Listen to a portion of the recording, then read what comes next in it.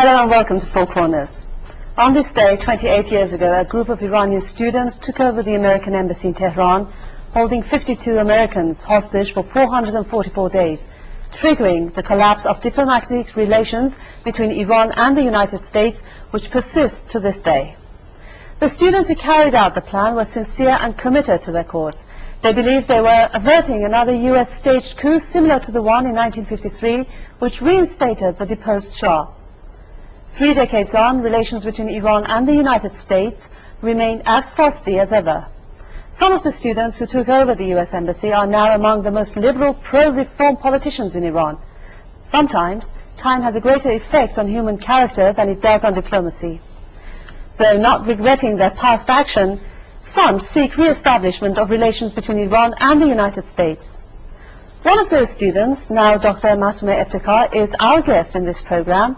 We also have the recorded comments of Professor Noam Chomsky on this occasion, and also Ian Williams from Guardian Online is joining us by phone from New York.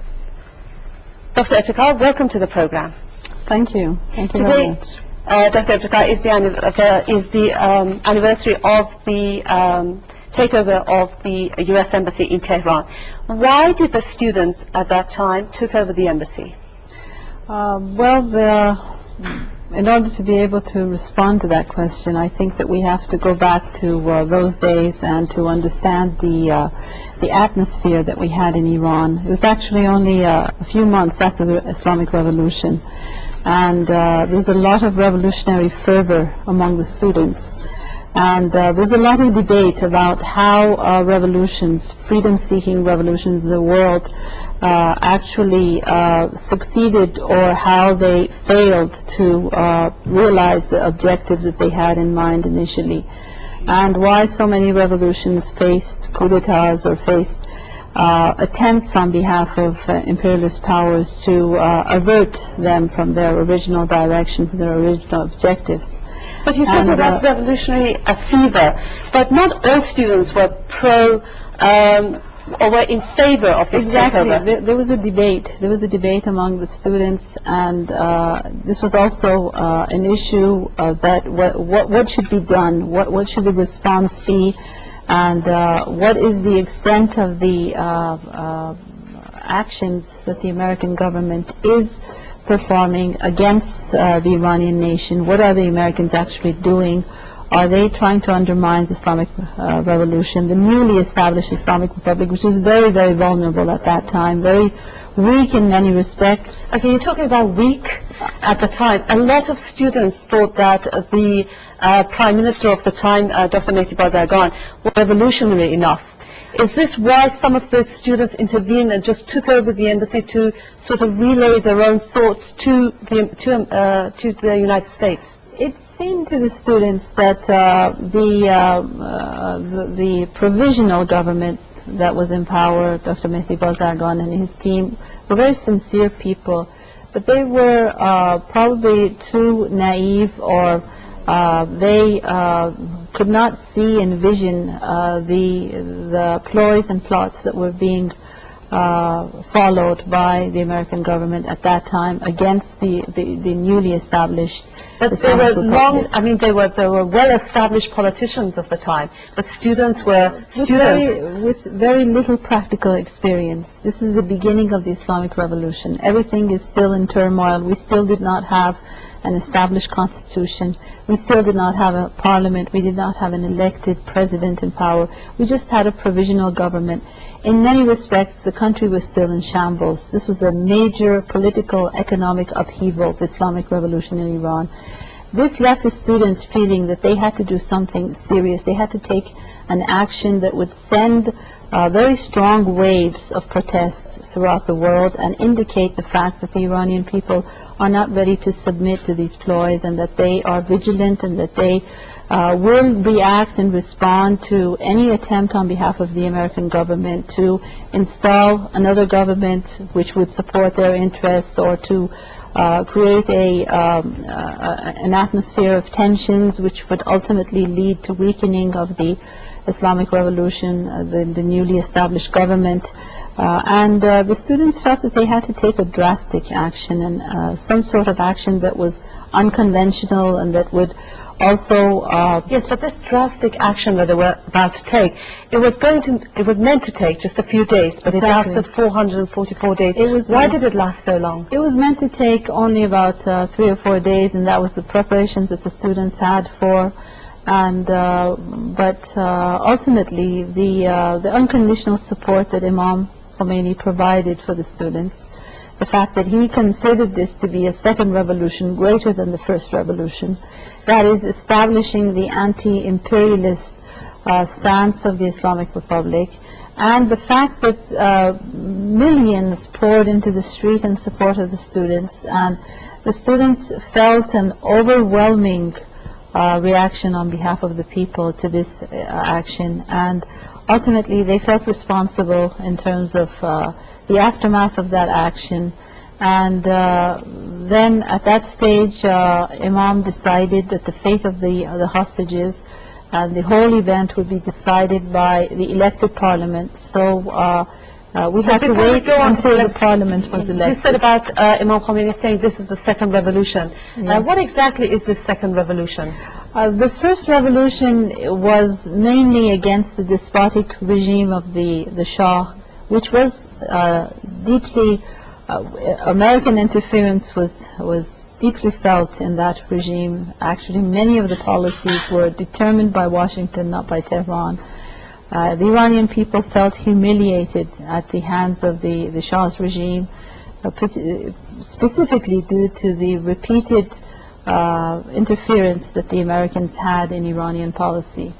And so the first revolution was a revolution against despotism, the autocratic rule of the Shah, and the downfall of the Shah signified the victory of the people, the victory of their aspirations for establishing freedom, independence, and an Islamic republic. That means a republic based on religious values, but also directed by the democratic will of the people. So this is the first revolution. The second revolution signified the anti-imperialist and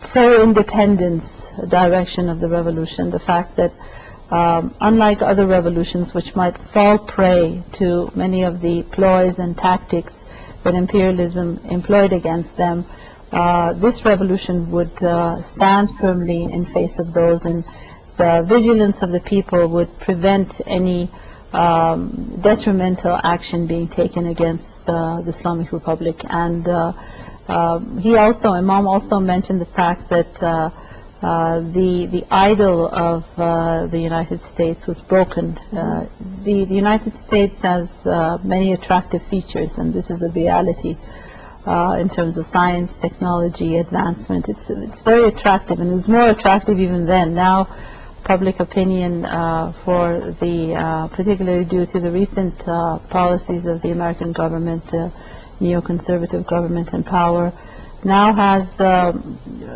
we see a very different image of the United States. But at that time, there was a lot of popularity, and it was felt that this is the stronger superpower leading the world towards freedom and democracy.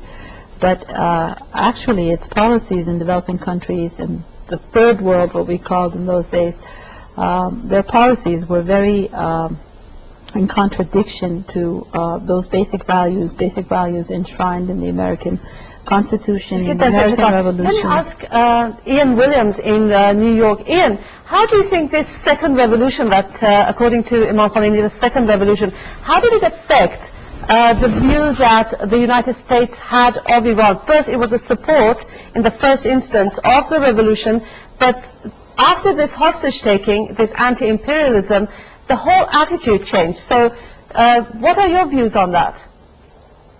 Well, I think I should explain I'm a veteran of several occupations and sittings myself. I occupied universities in the American consulate in Liverpool, over Vietnam and South Africa.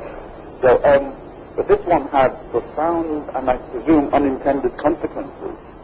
Because of the hostage-taking, I think we can safely say that Jimmy Carter was defeated as president, and we got Ronald Reagan, with profound consequences both for the, how should we say, the distorted development of American society since then, and of international relations. And I hear that when the revolution was looked at, it was more of a revolution and less Islamic. One of the consequences of the hostage-taking was that the revolution became less of a secular revolution as the rest of the world saw it, and more of an Islamic one. And it also had consequences on the support for that revolution. And many people across the world were prepared to support a revolution against the Shah, who has, is clearly authoritarian, a tyrant, used brutal methods. But fewer people were prepared to go to support a revolution that took hostages in violation of international law, and which sort of so ostentatiously isolated itself. And I think that had serious consequences, of course, when Iraq invaded Iran shortly afterwards. Saddam Hussein did so with the confidence that meant much of the West would be backing him, which was not necessarily preordained. But I think this occupation is one of those key events which just Ian, I'm sorry, we have a very bad connection. We tried to get hold of you again, but meanwhile I asked Dr. Eftekhar again that, Dr. Eftekhar, a lot of reports have claimed that President Mahmoud Ahmadinejad was one of the hostage takers. You were there from the beginning, so could you... Actually, I wasn't there from the beginning. I was there from the third day, but according to the accounts that I have from people very close to the event, Dr. Ahmadinejad was among the students. There was a unity group of Muslim students in Tehran. He was part of that group, but he was not part of the students who took over the American embassy. Actually, he was one of those who opposed the action. And it's interesting to note that his group did not join the students, his university and another university did not join the students. They believed that the Soviet embassy in Tehran should be occupied instead. And it's interesting to note how this diversion occurred at that time and how it exists today in very different forms, because today the majority of those student leaders, the student leaders who took over the American embassy that day, are among the leaders of the reform movement in Iran. They sincerely believe in the necessity for reform and adhering to the basic principles and values of the Islamic Revolution. And whereas President Ahmadinejad is part of a different, more conservative and populist line of thought, and it's interesting to note that it is very contrary to what the propaganda that was made against him at the very early days of his election. He has nothing to do with the takeover of the American embassy. On the contrary, the reformists in general, of course, among the about 350 students involved with different political groups, but it's interesting to note the connection between the reform movement in about 18 years later and what happened at those early days after the revolution. But there's one point about what Mr. Williams was saying, and I think that's important, that he mentioned that this action was in a violation of international conventions and regulations, and in a sense what he says is correct. But it's important to note that I think that we were in a state of violation from after what happened in 1953 against the nationalist, very popular Prime Minister of Iran, Dr. Mohammad Mossadegh. There was a CIA engineered coup d'etat, and that coup d'etat ousted the nationalist Prime Minister of Iran and installed a pro-US government instead. The Secretary of State, Madeleine Albright, during President Clinton's administration, she acknowledged the fact, and she actually introduced a set of documents pertaining to this issue, and in a sense she apologized for the actions taken by that American administration at that time. If there's a question of violation, if there's a question of the fact that international regulations are undermined. I think that that begins when a foreign power interferes in the national affairs, ousting a popular government and installing a government which is very close to its own interests and which can keep its secure its profits, its interests in that region. And I think that if we talk about international regulations, we have to see it in a more holistic approach. Those international conventions should apply in all cases when sovereign nations are attacked or when they are undermined through a coup d'etat or through... Dr. Iftikhar, have you ever regretted having done this or being Not part for of a this? moment. No? Not for a moment. And among the leaders of that student movement, among the many different students that I know, I don't know of anyone who regrets taking that action. And these people are today, they were intellectuals, young intellectuals in those days, but today many of them are academicians, many of them are politicians, many of them are specialists, experts, surgeons, university professors in different professions. And many of them were educated afterwards, even in the United States. But I know of no one practically among them who regrets taking this action in the context of what happened in those days, in the context of the urgency, the sense of urgency that the students felt. They felt that for a moment everything might be lost once again, and all the pain, the suffering that the Iranian nation had undertaken, all the sacrifice, the altruism that we had during the revolution, everything would be lost. And for a moment the students felt that they have to take a serious action, they have to step forward, and they have to play a more important role today. And I think that their sincere intentions took this event to a major breakthrough, a major milestone in our history. But have you ever thought that what role Iran would have had today, or what political situation Iran would be today, if this incident had never taken place? Well, according to the understanding that the students had, and the students were not a group of political experts. They were a group of young intellectual students. The understanding that they had was that if they did not take action, something similar to the 1953 coup d'etat would occur again in Iran, and there would be a regime change. There would be a serious and drastic change in Iranian politics, the political system.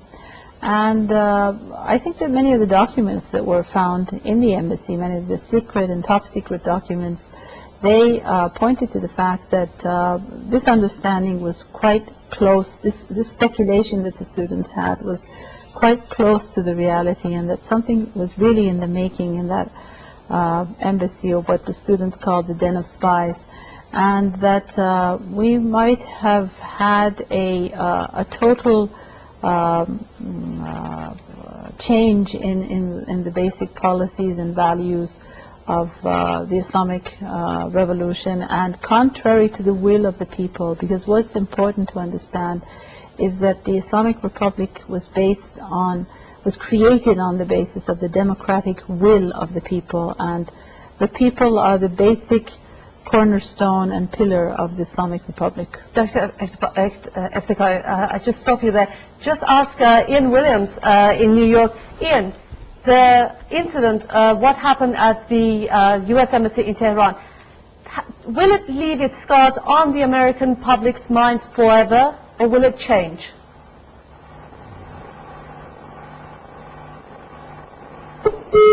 No, unfortunately, we've lost him again. What do you think, Dr. Iftikhar? Do you think the Americans will never change their view of Iranians?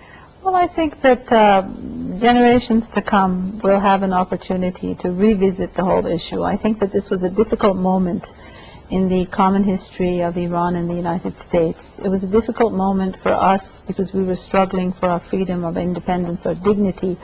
It was a difficult moment for the Americans because they realized for the first time that they did not have that absolute rule and hegemony over the world, and that it's possible for a group of very young students to take over their embassy and to break that idol.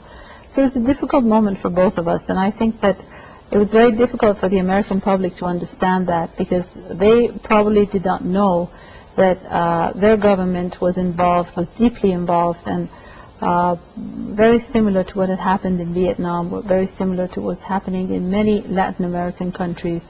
Their government was deeply involved in undermining freedom-seeking movements and revolutions throughout the world, and securing their selfish interests at the expense of the will, the freedom, the dignity of other nations. And it was difficult for them to realize and to understand why a group of students would take this action. But I think that as time passes and as there's an opportunity to understand these issues in a more realistic point of view, and that was probably why I wrote my memoirs in the form of a book, Takeover in Tehran, and why I tried to speak in that context of establishing a new understanding, a new dialogue on the basis of this very difficult moment, because I think we will talk about your book after we come back from the break. But before we go for the break, I'd just like to ask Ian Williams.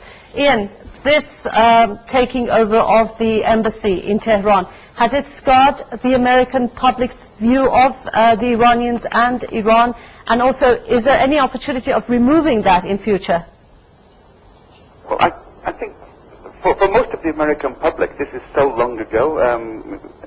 The American cable television induces amnesia in the American public immediately.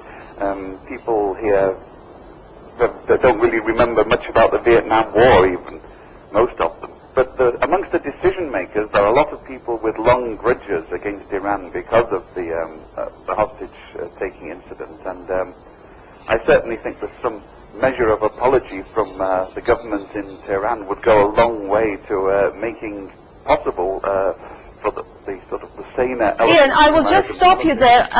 The line is great, but I just have to stop you. We're taking a very short break for News in Brief. When we come back, you can continue with your comments. Welcome back to Four Corners.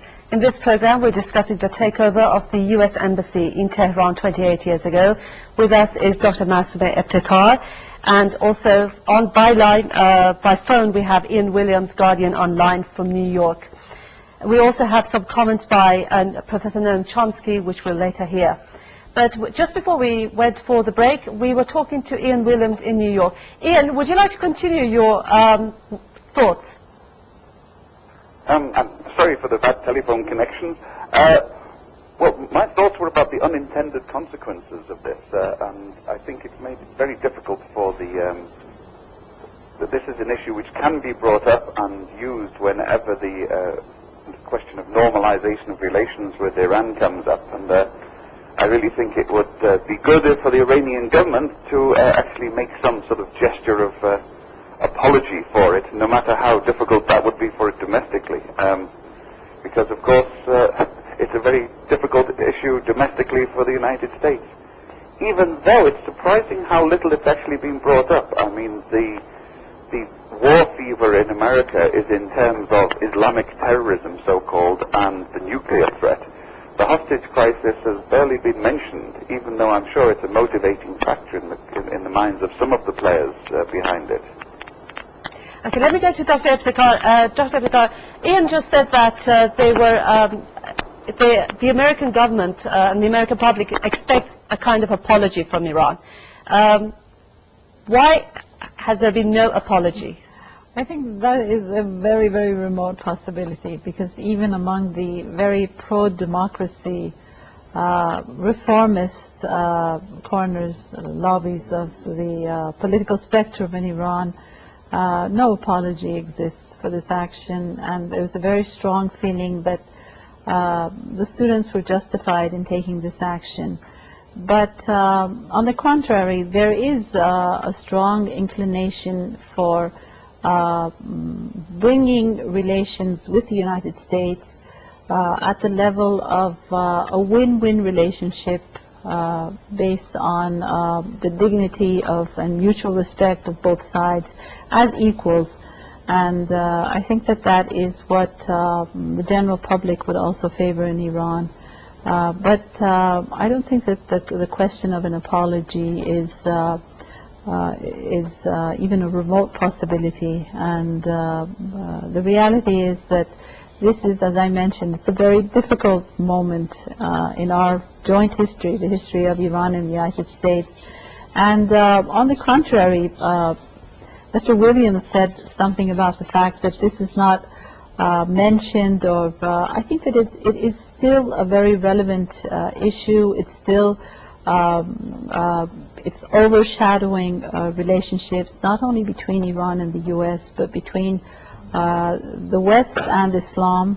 And a reason for that is that there's been recent books published, even only a couple months ago, on this issue, maybe more than a couple months, like 7 or 8 months ago, and several documentaries being done, not only in the United States from that perspective, but also in Iran. And it seems to be a very lively issue still in Iran. It's being debated. Let me just, Ian, how did this takeover of the U.S. Embassy in Iran change the course of American politics? Well, almost certainly it was the major, that and the failure of the American rescue attempt was almost certainly the reason for Jimmy Carter to lose the election to Ronald Reagan. And, you know, this has profound consequences both for the world and for America. How should we say, the relatively progressive and liberal politics of America domestically really set the scene for the present reaction and neoliberal, neocon scene that we have now. And of course internationally, Ronald Reagan's arrival at the White House signaled a start of belligerent, militaristic and unilateral United States. So I'm sure it wasn't in the minds of the students when they occupied it, but it's certainly the occupation and hostage-taking really profoundly shaped American and world politics, and not in a positive way. And Ian, I have another question to ask. How did this hostage-taking really affect the history of America? Because do you believe that if the hostages were released earlier, the presidential elections of the time would have changed course? Very much so. I mean, there are many people here who strongly believe that, in fact, there was collusion between the government in Tehran and the Republicans to hold the hostages until Jimmy Carter had been defeated, and to release them on the first day of Ronald Reagan's new reign. There are suggestions about this. They haven't been totally proven by any means, but there are still lots of people who believe that. And there's no doubt, I mean, this was an epoch-turning event in American politics. Up till then, domestically, you had a continuation, to some extent, of the wartime and Depression New Deal from FDR. And since then, the United States has basically gone in a reactionary way. It's embraced neoliberal politics. It's abandoned collective provision for the poor. It's the rich have got richer, the poor have got poorer. The military have got stronger and more armed. International treaties have been ignored and flouted, and this was because Ronald Reagan was elected. And Ronald Reagan, a lot of people believe, was elected because of Carter's inability to solve the hostage crisis. Thank you, Ian. Let's just take a short break for a video clip that the Four Corners production team has prepared for you.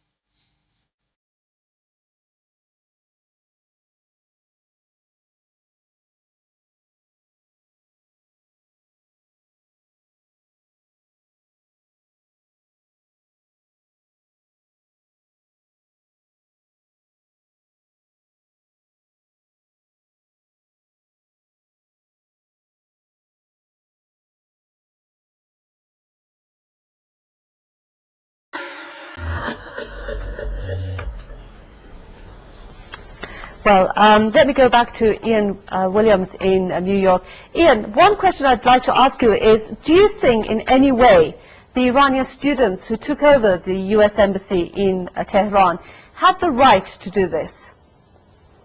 I think it's understandable, but sort of certainly legally it's not justifiable, and especially for non-Iranians holding people, even American diplomats, as hostages, it breaks all of the basic rules of international discourse, which is that diplomats are sacred. Of course, I know that the United States is breaking that very same rule now in Iraq with Iranian diplomats, but as we say in English, two wrongs don't make a right. So I can understand the sort of feelings, the history of the U.S. support for the Shah, but it really was legally unjustifiable, and I think if it meant for the rest of the world that either the Ayatollah Khomeini was not in control of the country, or he was in control, and this was a government, in the end, a tacitly government-sponsored deal, which cast doubts upon the integrity of the government and whether it was a government that other countries could deal with. So it's, as I said, I understand the fervor. I took part in similar actions myself at the time, but I would have to say, in retrospect, it was a disastrous thing to do. Okay. Let me ask Dr. Eftekhar. Dr. Eftekhar, in an interview, you have mentioned one regret, that the U.S. administration has never been able to appreciate and understand Islamic revolution. What do you exactly mean by this? I mean that I think that there was a huge opportunity for the American administration at the time of the revolution, if they would have appreciated and realized the immense potentials that this revolution created in the region, and instead of opposing it, they would have tried to understand and reconciliate with the reality of this revolution, and try to find common grounds for cooperation, for working with the Islamic Republic of Iran, for recognizing the right of the Iranian peoples to stand as an independent nation. The Americans, they never took the trouble to understand, to go beyond their very, very selfish and arrogant positions about the Islamic revolution. They never took the trouble to try to understand the basic principles, the foundations that are in reality very close to the basic foundations of the American Revolution, of the American Constitution, principles of justice, human dignity, freedom. And I think that it is regrettable, the fact that relationships between two countries, one with a very, very long history of civilization like Iran. Iran is, in a sense, the root of modern civilization that we have today, and the American civilization is a manifestation of, a modern manifestation of that. And the Americans could not realize that they have the roots of the human civilization there in Iran, and they cannot, oppose the right of the Iranian people to stand in freedom and dignity. They never could grasp that, and that is, I think, regrettable. Let's just hear some comments that Professor Noam Chomsky has made on this occasion for Four Corners.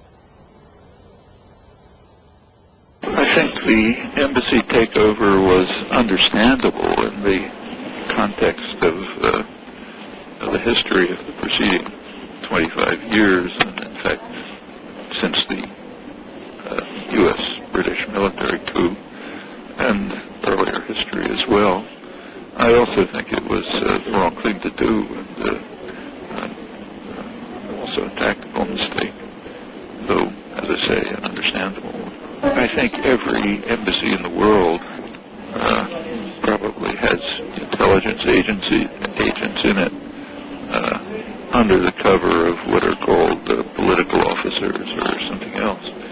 That's one of the characteristics of embassies. So yes, in that sense, I presume it was true. Not just U.S. embassies, but probably all embassies.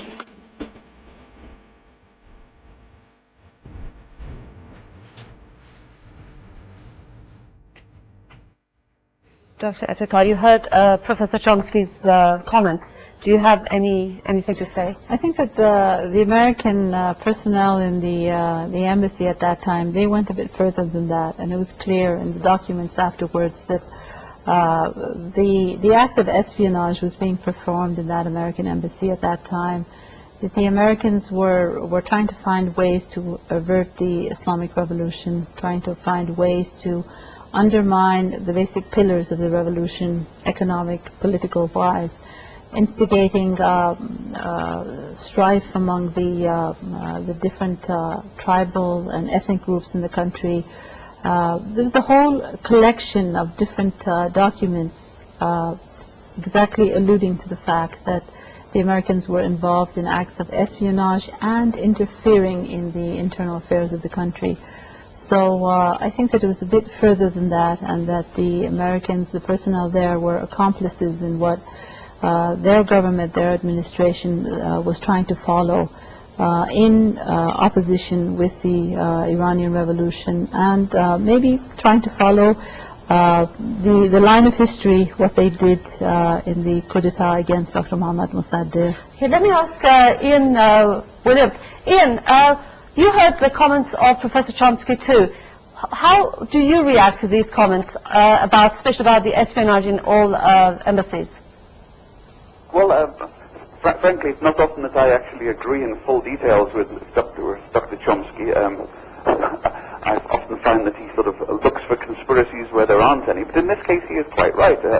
I, in my work, have a lot of contact with embassies, and I know a lot of them are basically secret agents of one kind or another.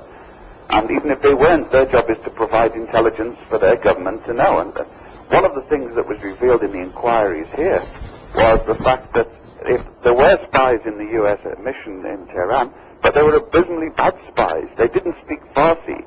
In the run-up to the revolution, they couldn't even read the graffiti on the roads, sort of saying death to the Shah. And none of them could read Farsi. They couldn't read Arabic script. They were lamentably ill-equipped to understand the country or to work inside it. And I'm sure that they would, given time, have attempted to overthrow the revolution if the revolution had shown signs of being against American interests.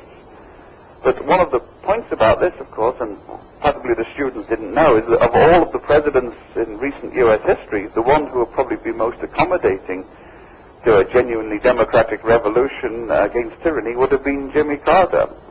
But he was operating under very difficult domestic circumstances as well, and of course the hostage crisis made it very difficult. And also, Jimmy Carter, even though when I've disagreed with him, he is a person with sort of honor and morals, and for him, the issue of admitting the Shah for medical treatment was not a political issue of supporting the Shah, it was a humanitarian issue of supporting someone who had been an ally of America, and to turn back somebody who was dying of cancer would have seemed to him, in his devout religious way, to have been an unconscionable act. So he was sort of trapped between his conscience and realpolitik, and the students in Tehran were, perhaps reading more into that than they would have done if they'd known how Jimmy Carter functioned. He's one of the most genuinely and devoutly religious presidents we've had since the Second World War. This is an issue, as I said, of unintended consequences. A lot of people with sort of understandable intentions and Ian, I have to stop you there just to ask, because we're almost running out, getting to the end of the program, and I want to ask a few more questions for both of you. Dr. Eftekar, you wrote a book, Takeover in Tehran. Why did you write the book? I wrote the book, it is actually my memoirs about the whole event. I wrote it with the understanding that the American public never had the opportunity to grasp a realistic picture, an objective picture, at least from the Iranian side, from the side of the students, about what had happened, why this event took place in the first case, and Is that why you wrote it in English? exactly, that's why I wrote it in English, and I felt that this is maybe a point where we may be able to establish a dialogue between the Iranian and the American nation, and maybe even to a further level. Did you get the impact you wanted from that book? I've had a lot of responses on the book, and I think that there's been many different opportunities. There have been instances where we have been able to speak about this book, both with the American public, but also with many people at the political international level But dealing with the issue. It was only published in Canada and not in the United States. It was only published in Canada. So and, why wasn't it published American in publishers turned it down, although it was sent to many of them. We had an agent who was a literary agent who was working on this, and they initially welcomed the idea very much, and they thought that the text was very interesting. But gradually, one after the other, they would decline for unknown reasons.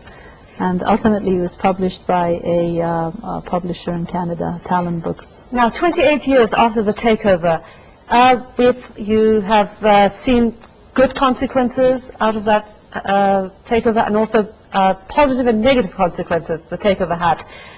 Which ones do you think is more, or which ones are significant? I think that the positive consequences for Iran and for the international community are quite evident. Of course, we've paid the price, there's no question, but the positive consequences are quite evident, and I feel What are the that positive consequences? the positive consequences for Iran, the fact that today Iran is standing as an independent country, as an Islamic democracy, as a model of advancement in the Islamic world. We have our challenges as reformists. We're critical about the policies of the current government. But still, we believe that Iran is a major player, a major regional player in terms of energy, in terms of What about the negative trade. consequences? Negative consequences have been economic sanctions against the country, slowing down the pace of advancement and development in the country. The fact that due to these pressures and sanctions, in many instances, the democratic movement in Iran has been under pressure. And Okay, let me ask Ian, also for the side in the United States. Ian, what do you think the consequences of this takeover in Tehran, the positive and the negative consequences for the American government? Could you just say which one, does it balance, or one side is heavier? I think I have to look hard for positive consequences. One of it, I think, was it revealed to the American public just how unpopular the United States and its policy in Iran was. That could have been done much shorter and more expeditiously than by prolonging it. I honestly think that in balance of history, the negative consequences both for Iran and for the United States and the world were outweighed it. And I said that's completely understanding the motives of the occupiers and the hostage takers, and even understanding the background of the British-American coups and interference and support for the Shah. In the long run, the consequences were the triumph of reaction in the United States, an eve of intensification of the Cold War, which has basically continued.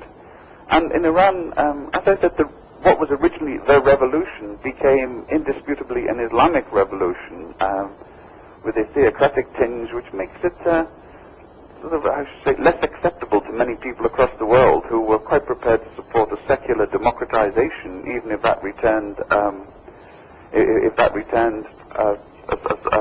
Islamic government. But the present Islamic constitution, it puzzles a lot of people, the fact that religious leaders have such a predominant say in, along with the elected Ian, representatives. I have to stop you there just to ask Dr. Eftekar. Dr. Eftekar, a lot of people have, the students at the time, they have become liberal reformists. Do you think they will have a chance to sort of take over and expand the relations between Iran and the United States? takeover, not in the sense of the takeover of the American embassy, in another sense, in a democratic sense. I think there's a lot of optimism for the reform movement in Iran. There's a lot of support among the young generation for the policies of the former President Khatami, and there's a lot of support in Iran and at the international level for the foreign policies which were focused on concepts like the dialogue among civilizations. And I think that succeeded in a sense to actually change many of the policies of the American government and Western governments trying to isolate Iran. At that time, the dialogue among civilizations countered many of those attempts and provided a new image for Iran in the world. What happened 28 years ago, was it worth it? It was worth it for sure, because we're standing here today, Iran as an independent country. A coup d'etat could have undermined and finished the whole revolution. And contrary to what Mr. Williams was mentioning, the revolution was Islamic from the beginning. The aspirations of the people, the leadership of Imam Khomeini meant that the revolution was Islamic. It was an Islamic revolution from the beginning. But what's important is that Imam made it very clear that his intentions as a leader and the will of the people is the ultimate decision, the ultimate decision makers of the people. And he maintained the fact that this is to be an Islamic republic, not an Islamic state. That means that there should be the institutions of democracy alongside the institutions of religion, working together, a very intricate interplay of political dynamics in the Iranian political system. And I think that is what we have today.